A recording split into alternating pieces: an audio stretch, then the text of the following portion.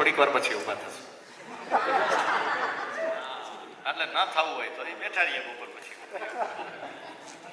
કઈ વાંધો નહીં. એક ખાલી પુસ્તક પરિચય કરાવું છું. આ મારા હાથમાં 4 પુસ્તકો છે. રજનીભાઈ જોશી કરીને એક આપણે કાર્યકર્તા છે, મહેનત કરીને એક સંકલન કર્યું છે. આ પુસ્તકોનું સંકલન છે. એમાં શું છે તો દર 3 મહિનાનું એક પુસ્તક, એટલે 1 જાન્યુઆરીથી લઈ જાન્યુઆરી, ફેબ્રુઆરી, માર્ચ, એટલે 31 માર્ચ સુધી જેટલા કંઈક વિશેષ સ્મરણીય દિવસો છે એ એક પુસ્તકમાં છે. પછી એપ્રિલથી બીજા 3 મહિનામાં બીજા પુસ્તકોમાં એમ કરીને 4 પુસ્તક બનાવ્યા છે. અત્યારે સહયોગ શુલ્ક તરીકે માત્ર આ 4 પુસ્તકનો સેટ 150 રૂપિયાનો છે, બરાબર? અને અહીંયા વેચાણ કેન્દ્રમાં આ પુસ્તકો છે. એટલે કોઈને એમ થાય કે ભાઈ આવું આપણે લેવાની ઈચ્છા છે, ઘણી વખત પડ્યું હોય, પણ આમ જોઈને કે એટલું બધું શું હોય છે એવું ખબર. એટલે મેં કીધું હું કહી દઉં કે ઘણી વખત આપણે આવું કંઈક ગોતતા હોય તો આવા પુસ્તકો ત્યાં છે, આપણે લેવું હોય તો લઈ શકાય. એ ઉપરાંત પણ ઘણા બધા પુસ્તકો ત્યાં છે. હવે આ પુસ્તકો આજનો દિવસ અહીંયા રહેશે, બરાબર? કાલે નહીં. એટલે આજે 6 વાગ્યા સુધી ત્યાં વેચાણ ચાલુ હશે. જેમને કોઈ ખરીદી કરવી હોય એ ફ્રી સમયમાં 6 વાગ્યા સુધીમાં કરી લે. એટલે એનો અર્થ એવો 6 વાગ્યા સુધી હશે તો ભલે સત્ર હાલતું હું પુસ્તક લઈ લઉં, એવું નહીં કરવાનું. સત્ર ચાલુ હોય ત્યારે ત્યાં કોઈ શિક્ષાર્થી ન હોય એની કાળજી કરવાની. પછી સત્ર પૂરું થાય તો વચ્ચે ત્યારે આપણે ખરીદી કરી લેવી. હવે પછીનો જે આપણો વિષય છે ને એ પ્રેક્ટિકલ છે, એટલે ઉપરથી બહુ જાય એવું નથી. અને એ જે પ્રેક્ટિકલ લેવાના છે એમનો પરિચય કરાવી દઉં. બહુ લાંબુ પ્રેક્ટિકલ નથી, એટલે મને એવું લાગ્યું કે ઊભા થઈને પાછા આવશું, જેટલો સમય લાગશે ને એટલી વારમાં તો આ ઝડપી જોવાની પૂરું કરી દે, બરાબર?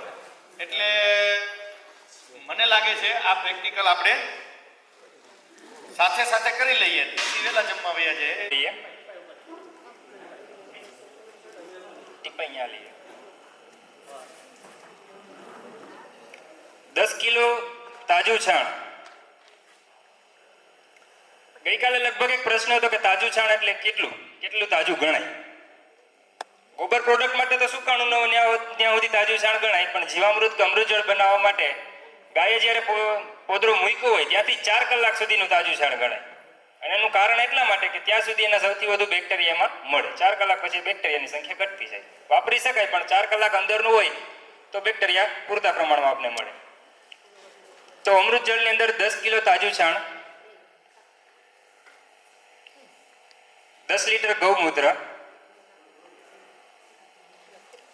250 ગ્રામ ગોળ અને પાણી. બસ અમૃત જળની અંદર 4 જ વસ્તુ છે. તો અત્યારે અહીં પ્રેક્ટિકલમાં આપણે અમૃત જળની સાથે જ સીધું એમાંથી જીવામૃત બનાવશું.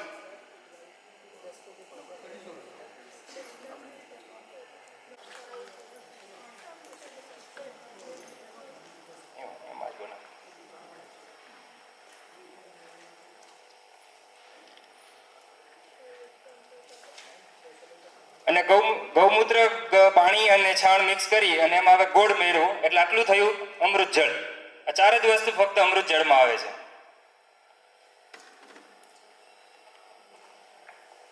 આ બેરલની અંદર બનાવીએ તો છાંયે રાખવાનું. દિવસમાં સવાર, બપોર, સાંજ 3 વખત ઘડિયાળની દિશામાં 2 થી 5 મિનિટ હલાવું, જ્યાં સુધી આખું બેરલ મિક્સ થઈ ગયેલું ન દેખાય ત્યાં સુધી. અને બની ગયાની તૈયારી થવાની નિશાની કે એમાં હાથો આવી જાય, ઉપરની બાજુ છાણની એક પરખ તૈયાર થઈ જાય. તો ગરમીની સિઝન હોય તો 1 થી 2 દિવસમાં હાથો આવી જાય. ઠંડીની સિઝન હોય તો 5 થી 6 દિવસ જેવો સમય લાગે. એટલે કોઈ સમય મર્યાદા ફિક્સ નથી કે 2 દિવસમાં 4 દિવસમાં તૈયાર થઈ જ જાય. અને તૈયાર થયા પછી એને 1 એકરની અંદર આ 200 લીટર પીવડાવવાનું પ્રમાણ છે. તો અત્યારે અમૃત જળ પીવું. હવે એની જ અંદર 500 ગ્રામ આપણે કઠોળનો લોટ અને શેઢાની અથવા વટ નીચેની માટી નાખીએ તો એ થયું આપણું જીવામૃત.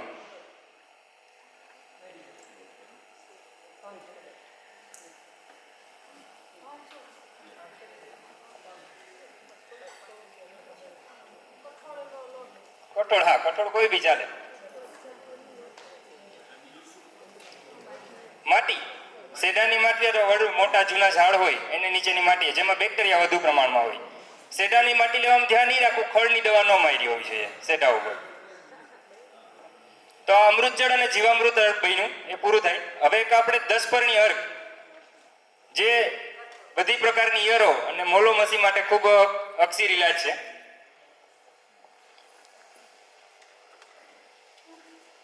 હવે આ વસ્તુ બનાવતો નથી એટલે તમને પાંદડા જોઈને લખાવી દઉં.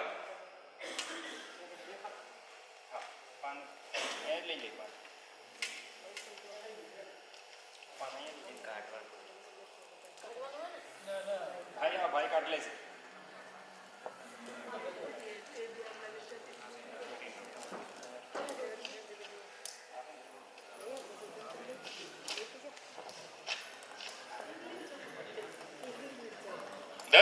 બનાવવાની પ્રક્રિયા આમ તો 3 દિવસની છે.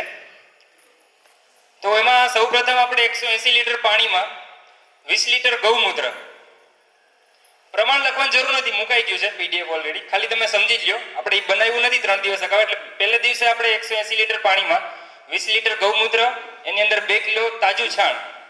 આ છાણ અને ગૌમૂત્ર આવે એટલે હંમેશા માટે આગ્રહ રાખવાનો છે અને સમજવાનું છે કે દેશી ગાય માટે એ ક્યારેય કેવું ન પડે. એ જ રીતે જ્યારે આપણે દૂધ ગોળનો પ્રયોગ છે અને ગૌકૃપા અમૃતમની અંદર જે છાશ છે એ પણ આપણી દેશી ગાય માતાની જ, બાકી તો છાશ ગણાતી જ નથી. તો 2 કિલો તાજું છાણ,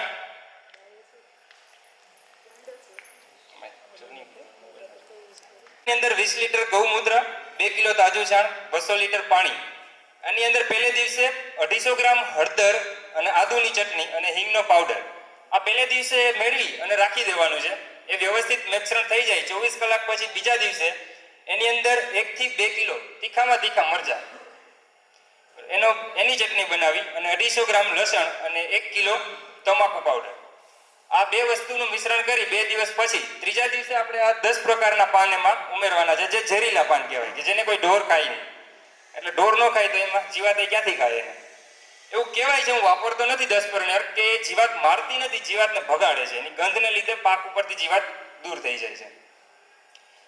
તેની અંદર આપણે ચોમાસામાં જે રસ્તાના કાંઠે ઉગે કુવારીઓ કહીએ એના પાન, લીમડો, ધતુરાના પાન, આકડો, સીતાફળ, કરેણના પાન, બીલીપત્ર, એરંડા, પપૈયા અને કરંજ. આના સિવાયના એવા જે પાન આપણે ધ્યાનમાં આવતા હોય, આપણા સેઢે પાડે ઝાડ હોય, જંગલમાં ઝાડ હોય, એવા જે ઢોર ન ખાતા હોય એવા બધા પાન આપણે વાપરી શકીએ. અને આવી રીતે એક 10 પરણી અર્ક બનાવી અને કોઈ પણ પ્રકારની ઈયર માટે એનો છંટકાવ કરી શકાય. પાનની ચટણી બનાવો તો ભલે અને નાના નાના ટુકડા કરી નાખો તો ભલે, કારણ કે આ બનાવ્યા પછી એ 40 દિવસે તૈયાર થાય છે. તો 40 દિવસની અંદર એ કમ્પોઝ થઈ સડીને તૈયાર થઈ જ ગયું, એટલે ચટણી બનાવવાની જરૂર નથી. અને મહિના પછી 6 મહિનાની વેલિડિટી છે, 6 મહિના સુધી આપણે એને વાપરી શકીએ. 6 મહિના પછી એની કાર્યક્ષમતા ઓછી થઈ જાય. मेरा बागबानी जो था नारियल का बाग है और आम का बाग बनाया, तो ज़्यादातर जो मेरा मुख्य फसल था उसको ही मैंने हर जगह पे लगाया. पर जंगल मॉडल मैंने क्या कि जंगल में कोई हम जुताई नहीं करते. देखिए सिर्फ 4 महीना बारिश रहता है, तो बाकी 8 महीना वो अपने आप सर्वाइव कर जाता है. गर्मियों के मौसम में भी हम जंगल में देखते हैं कि फल फूल लगते हैं, फसल लगती है, तो उसको कौन जुताई करता है, कौन खाद देता है, कौन पानी देता है, ठीक है ना? तो हमें खेतों में बार बार क्यों पानी देना पड़ता है? तो ये ना करने की वजह और किस प्रकार ना करना चाहिए, तो उसके लिए जो तरीका है, जंगल का जो तरीका है वो हमने अपनाया. कि जंगल में क्या होता है कि जो पानखर की जब सीजन आती है, ऋतु आती है, तो अपना कोई भी पौधा अपने पत्ते वहीं पे गिरा देता है, तो उसको वहां से हटाना नहीं है, जो मल्चिंग बोलते हैं आच्छादन. तो उसी प्रकार खरपतवार जो निकलती है वो भी उस जगह की काम की चीज है, तो उसको भी वहां से हटाते नहीं, वहीं पे गिरा के रख देते हैं.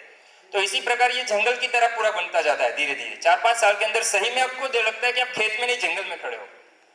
तो ये तरीका है, बाकी कोई खास तरीका नहीं रहता है. મિત્રો ત્યાં સુધી કાંઈ ન થાય, કારણ કે દરેક જગ્યાએ પ્રકૃતિ, વાતાવરણ, વ્યવસ્થા બધું અલગ હોય બધી જગ્યાએ.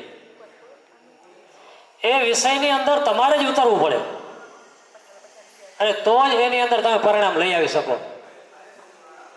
અને આપણે ઉતરવું જ પડે, કારણ કે પરિણામ આપણે જોઈએ છે, તો આપણે એમાં ઉતરવું જ પડે. હવે એક વિષય જે કમ્પોસ્ટ ખાતરનો રહી ગયો છે. આમ તો ગોપાલભાઈએ કાલે કીધું હતું કે કમ્પોસ્ટ ખાતર કઈ રીતે બનાવવું. કમ્પોસ્ટ ખાતર બનાવવું સાવ સામાન્ય પદ્ધતિ છે, આપણા વડવાઓ બનાવતા, આ જ ધંધો કરતા, આપણે મૂકી દીધો. એટલે અહીંયા શીખવું પડે ને મામારે શીખવાડવું પડે. આપણા વડવાઓ કમ્પોસ્ટ ખાતર ખાડામાં બનાવતા, ધ્યાન હોય તો બધાને. મોટા ખાડા કરતા, નીચે કચરો નાખતા. આપણી ખેતીની અંદર જેટલો કચરો વધતો હોય આપણે ખાડામાં નાખતા, એના ઉપર માટી, એના ઉપર ગોબર, વળી પાછો કચરો, માટી અને ગોબર, આ રીતે રાખતા. આખું ચોમાસું એના ઉપર વરસાદ પડતો, કમ્પ્લીટ સાવ કચરો સડી જતો અને શિયાળાના એન્ડમાં આ કચરો આપણે કાઢી લેતા. આ આપણી આખી સાયકલ હતી. ઉનાળા પછી ચોમાસું જ્યારે આવે એની પહેલા આપણે ચાંસમાં ભરી દેતા. 2 વર્ષે એક પડામાં ખાતર નાખતા. આ પડામાં આ વર્ષે નાખ્યું તો બીજા પડામાં બીજે વર્ષે નાખતા. આ બધા સિદ્ધાંત હતા આપણે. હવે બધા આપણે ભૂલી ગયા છીએ. સામાન્ય પદ્ધતિથી અત્યારે કમ્પોસ્ટિંગ ખાતર બનાવવું હોય તો એટલું સરળ થઈ ગયું છે. ગોપાલભાઈએ જેમ કાલે સમજાવ્યું એ બહુ સરળ પદ્ધતિ છે. હું અત્યારે એ પદ્ધતિથી જ કમ્પોસ્ટ ખાતર બનાવું છું. હું વર્મી કમ્પોસ્ટ બનાવતો.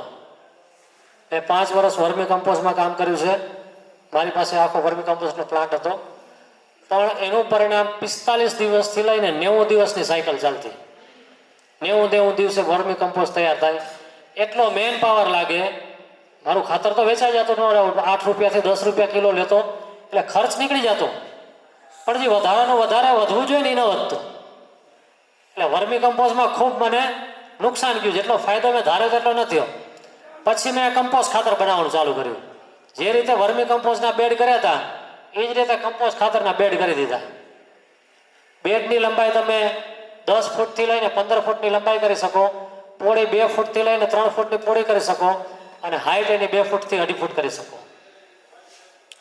એમાં ગૌ અમૃતમ બેક્ટેરિયા, માર્કેટમાં પણ તૈયાર બેક્ટેરિયા મળે છે, એ પણ નાખી શકીએ. પણ માર્કેટમાં જે તૈયાર બેક્ટેરિયા મળે છે એમાં બેક્ટેરિયાઓ એટલા હોતા નથી. બીજું શું છે કે એની માત્રા જે બેક્ટેરિયા હોય, આમાં ગોપાલભાઈ જે ગૌ અમૃતમ બનાવે છે એમાં 64 પ્રકારના બેક્ટેરિયા છે. અને હું છેલ્લા 1 વર્ષથી બનાવું છું. 1 વર્ષ પહેલા વર્મી જ કરતો, પણ 1 વર્ષથી આમાં લાગી ગયો છું. મને મેક્સિમમ 45 દિવસે ખાતર તૈયાર થઈ જાય છે. મેક્સિમમ, વધારેમાં વધારે. મિનિમમ મેં 32 દિવસનો ટાઈમ લીધો છે. ઓછામાં ઓછું 32 દિવસમાં ખાતર તૈયાર કર્યું છે. મેક્સિમમ 45 દિવસમાં ખાતર કર્યું છે તૈયાર. ખાતર તૈયાર કરવામાં પદ્ધતિ શું છે? 15 ફૂટનો લાંબો, 3 ફૂટ પહોળો અને 2 થી 2.5 ફૂટનો લાંબો બેડ લાગી જાય એટલે બેક્ટેરિયા છાંટી દેવાના ઉપર. બેક્ટેરિયા છાંટીને ઉપર ભેજ આપી દેવાનો. 1 અઠવાડિયું રહે. દર શનિવારે સમય ફિક્સ કરી દેવાનો. અમારે ત્યાં દર શનિવારે સમય ફિક્સ છે. પલટી લાગી જાય. જે ખાતર પડ્યું હોય એને પલટી મારી દેવાની પાવડાથી. અહીંયા પડ્યું હોય તો એની બાજુમાં પલટી મારીને ઉલટું થઈ જાય. એટલે પાછું અઠવાડિયે શનિવારે સાંજે બેક્ટેરિયા છાંટી પાણી છાંટી દેવાનું. પાછું શનિવારે, દર શનિવારે રોટેશન થવું જોઈએ. 45 દિવસમાં કમ્પ્લીટ કમ્પોસ્ટ ખાતર તૈયાર થઈ જશે. 1 ટુકડો અંદર નહીં વધે. બને ત્યાં સુધી એની અંદર કોઈ પ્રકારનો કચરો નાખવો નહીં સડવા માટે. કારણ કે જે પણ વનસ્પતિ અથવા પાંદડા જે પણ નાખશો ને એ બધાને સડવામાં એક્સ્ટ્રા સમય લાગે. એવો કચરો જો તમારી પાસે તૈયાર થઈ ગયો હોય તો એને સડવા માટે એક અલગથી બેડ બનાવી નાખવાનો. એના માટેનો સ્પેશિયલ અલગથી એને તમે અલગથી રાખી દો. પહેલી વખત એના ઉપર બેક્ટેરિયા છાંટી અને પાણી છાંટી દો. અઠવાડિયું રહેવા દો. અઠવાડિયા પછી એના ઉપર ગોબર નાખી દો. પછી બેક્ટેરિયા નાખીને પાણી છાંટી દો. એમાં પણ દર શનિવારની સાયકલ કરી નાખો. પછી એને પલટી મારો. એમાં સમય ઓછામાં ઓછો 60 દિવસથી 90 દિવસ લાગે છે પાંદડાઓને સડતા. એમાં સમય વધી જશે. એટલે સૌથી ઉત્તમ જે છે એ ખાલી ગોબર લઈ અને ગોબરનું જ કમ્પોસ્ટ બનાવી નાખવું. એટલું ભરભરું અને ફર્સ્ટ ક્લાસ થઈ જાય. સીધું તમે ચાસમાં પૂરી શકો. સારામાં સારું કમ્પોસ્ટ તૈયાર. એના જેવો ખોરાક જ નથી જમીનને કોઈ. જમીનને ઉત્તમમાં ઉત્તમ ખોરાક આ છે. બેક્ટેરિયા પણ થઈ ગયા, કમ્પોસ્ટિંગ પણ થઈ ગયું, 2 કામ ભેગું થઈ જશે. એટલે સાવ સામાન્ય પદ્ધતિ છે. એની અંદર બીજું કાંઈ વિજ્ઞાન સમજવાની જરૂર જ નથી. અને 45 દિવસમાં ખાતર તૈયાર થઈ જાય. ગૌશાળા લઈને બેઠા હોય અને 10 ગાયો હોય, રોજનું એક ગાય મિનિમમ 7 કિલો છાણ આપતી હોય તો તો રોજનું 70 કિલો છાણ થયું. 2100 કિલો છાણ થાય મહિને. 2100 માંથી તમે કમ્પોસ્ટ ખાતર કરવા જાઓ એટલે 60% ઘટી જાય. 60%, 50 થી 60% જેવું ઘટી જાય. 2100 કિલો હોય તો એનું અડધું થઈ જાય 1050 કિલો. 1050 ને હું અત્યારે 7 રૂપિયા કિલો કમ્પોસ્ટ વેચું છું. મિનિમમ 5 રૂપિયાથી નીચે ક્યાંય ભાવ નથી કમ્પોસ્ટ ખાતરના ઓરિજિનલ. માર્કેટમાં જે પણ કમ્પોસ્ટિંગ ખાતર આવે છે એ માટી મિક્સ કરેલા આવે છે. જે જમીનને તત્વ ઘટતા હોય એના માટેના અલગ અલગ પ્રકારની માટીઓ મિક્સ કરે છે. હકીકતમાં કોઈ માટી મિક્સ કરવાની જરૂરિયાત નથી. બધા તત્વો ગોબરની અંદર છે. અને ગોબર, ગૌમૂત્ર અને બેક્ટેરિયા કઈ રીતે તત્વો ત્યાં લઈ આવે છે અને વિલીનીકરણ કરે છે એ કુદરતનું કામ છે. એ વિજ્ઞાનમાં ન પડે. પણ એ પૂર્ણ થઈ જાય છે એ પાકું વિજ્ઞાન છે. પૂરેપૂરું પૂર્ણ થઈ જાય છે એ પાકું વિજ્ઞાન છે. એટલે કમ્પોસ્ટિંગ આ રીતે તમે બધા કરો તો એટલે 500 ગ્રામ હાલો ને અત્યારે આપણે જે ગઈ ટકાવારી કદાચ 500 ગ્રામ આપણે જીપ્સમ લેવાનું છે. ગ્રેડમાં તો આપણે જે અત્યારે છે ને વધારે ચિકાસવાળો નથી, ઓછો નથી. 3 પ્રયોગ ચાલુ છે અત્યારે આપણા. જીપ્સમ તો એક જ પ્રકારનો પણ અલગ અલગ કંપનીના અલગ અલગ આવે છે. આપ તો રાજસ્થાનથી આવે છે. રાજસ્થાનનો જ ચાલશે, બીજું એક નહીં ચાલે. એમાં બાકી રાજસ્થાનનો છે એ ચાલશે. 500 ગ્રામ જીપ્સમ. આપણો ચૂનો, કડી ચૂનો, જે ચૂનો કે કાંગડામાંથી બનાવેલો એ ચૂનો છે એ 250 ગ્રામ. ગોબર પાવડર 150 ગ્રામ. ચાઇના ક્લે માટી 100 ગ્રામ. ચાઇના ક્લે માટી, ચાઇના ક્લે થી જ મળશે. સફેદ માટી ના ના બધે મળે.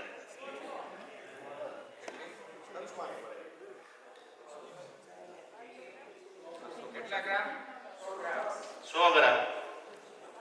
હા, એક પછી એક.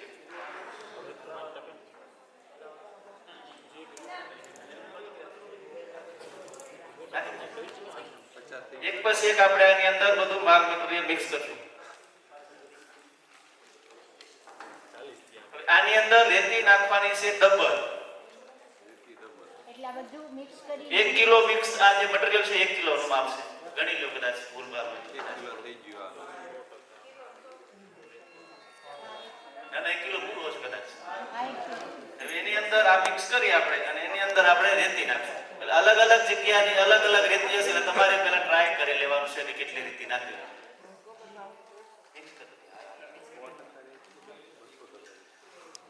એટલે અહીંયા જે રેતી છે થોડી જાડી છે, થોડી પણ ઘણી બધી જાડી નથી. એટલે આને આપણે ઓછી નાખશું. એટલે જે તે વિસ્તારમાં આપણે રહેતા હોય ત્યાંની જે રેતી મળી જાય અને કેટલી જાડાઈમાં છે. અમુક સિટીમાં તો ઓલી અલગ પ્રકારની રેતી મળે છે, ગામડાઓમાં જાવ તો અલગ રેતી મળે છે. રેતી ડબલ લેવાની છે. જે મટીરીયલ આપણો અત્યારે 1 કિલો છે તો મેં 2 કિલો રેતી નાખી છે.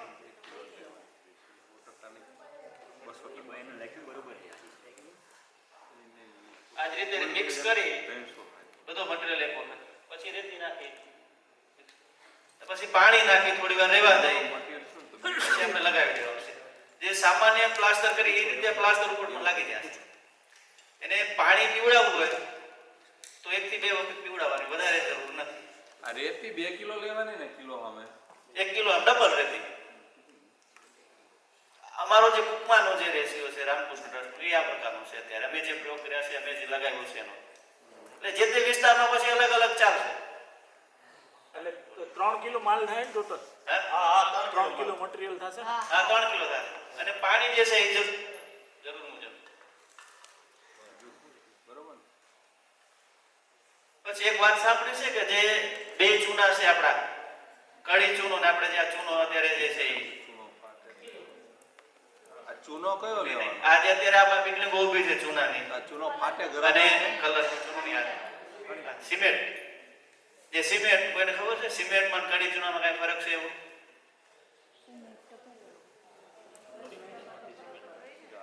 લખવું હોય તો લખી લો એક. આમાં ધીમે ધીમે પાણી નાખતા રહેવાનું છે. કિલ્લા કોઈ જોવા ગયા છો? કિલ્લા આપણા બાંધેલા છે જૂના પૂર્વજોના, એની એ જે ચોડાઈ છે કયા મટીરિયલથી છે? અને આપણે અત્યારે કયો વાપરીએ છીએ?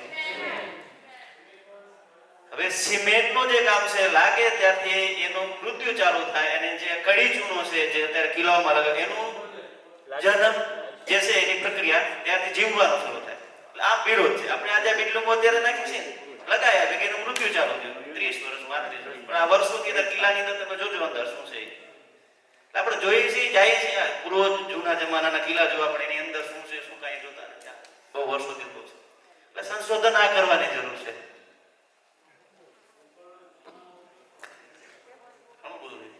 ચિકાસમાં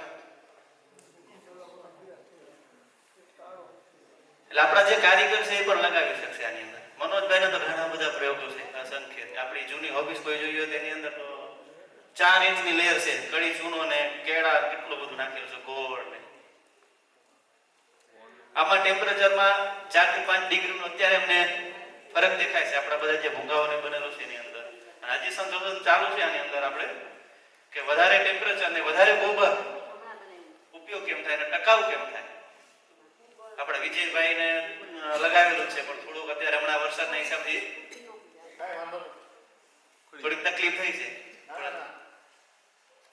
પરંતુ આપણે એ જગ્યાએ અત્યારે સંશોધન આપણે 12ની દિવાલો કરી છે. ત્યાં કુકમાં આવો તો જોઈ શકશો આપણે ગોબર કાફનું જે છે ને ત્યાં આપણે લગાવેલું છે. એક વરસાદ ઉપર ગયો, 2 વરસાદ ગયા, ચાલુ વરસાદ હતો એકદમ થોડી વાર પછી ફિટ થઈ ગયું.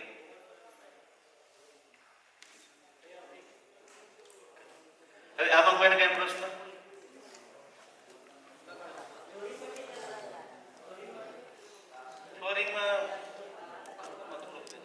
ફ્લોરિંગમાં તો છે ને આપણે આ જ લીપણ મજા આવશે. દિવાલ પર નીચે છત પર ઉપર છતમાં તકલીફ પડશે થોડી. બહુ તકલીફ કાંઈ નથી પડી હો. આ જ પ્લાસ્ટર સીધું માર્યું છે. ખાલી મહિના ઉપર કંઈક 1.5 મહિનો વરસાદ આવ્યો ને એટલે આપણે કેમ આ દિવાલમાં થોડો ભેજ આવે એમ બારી ઉપર થોડો થોડો પટ્ટો ભીનો થયો હોય એટલું થયું. અને એ એટલો લાંબો સમય વરસાદ આવ્યો એટલે બરાબર.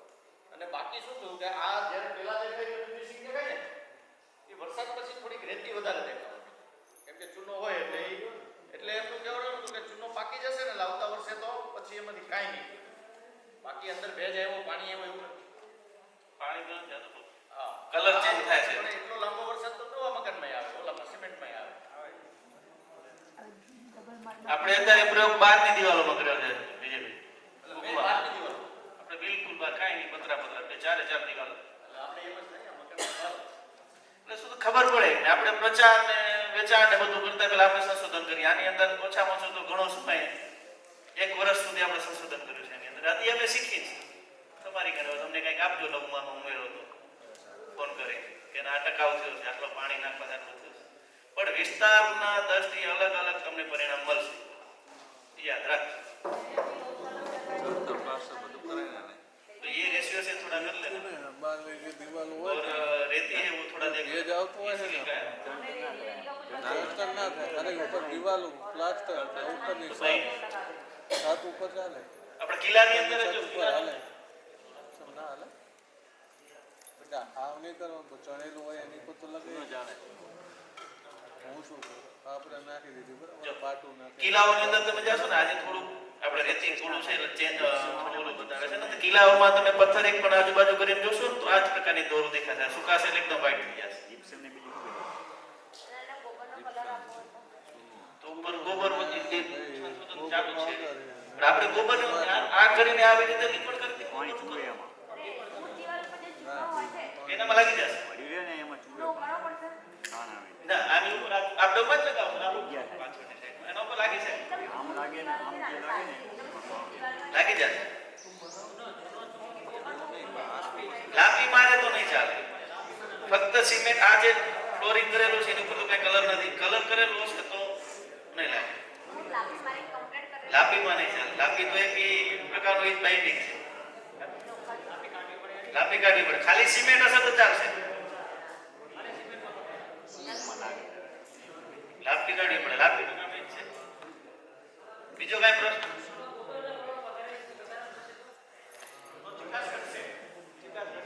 સંશોધન અમારું ચાલુ જ છે કે વધારે ચિકાસ આમાં લઈ અને કરી શકીએ એવું. ગોબરનું પ્રમાણ અમારે વધારવું છે.